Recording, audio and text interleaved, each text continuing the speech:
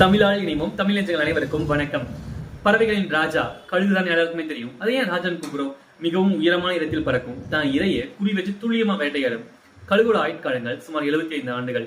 75 ஆண்டுல 40 வயதுல கழுகு ஒரு பெரும் ப்ராப்ளத்தை சந்திக்கும். என்னன்னா, 40 வயது ஆன உடனே அதோட மூக்கோட முனை மொன்னையாயிடும், கால் நகங்கள் கூர்மை இழந்துடும், தன்னோட இறக்கை வெயிட்டால பறவைகளை பறக்க முடியாது. இப்படியாப்பட்ட ஒரு கஷ்டமான சுச்சுவேஷன்ல அங்க இருக்க ஒரு பெரிய மலையை சூஸ் பண்ணி அந்த மலைக்கு மேல போயிட்டு தன்னோட ஒரு கல்லால தன் மூக்கை உடைச்சுக்கும். ரத்தம் ஒழுக ஒழுக காத்திருக்கும். அது கொஞ்ச நாள் ஆன அப்புறம் மூக்கு வளர்ந்த அப்புறம் அந்த மூக்கை பயன்படுத்தி தன்னோட கால் நகங்களை பிச்சு எறியும். கால் நகல் வந்த உடனே தன்னுடைய மூக்கையும் கால் நகத்தையும் வச்சு தன் அடர்த்தியான இறக ஃபுல்லா பிரிச்சு எடுத்துடும். சுமார் 150 நாட்கள் வெயிட் பண்ணி மீண்டும் புது பறவையா கழுகு பறந்து வரும்.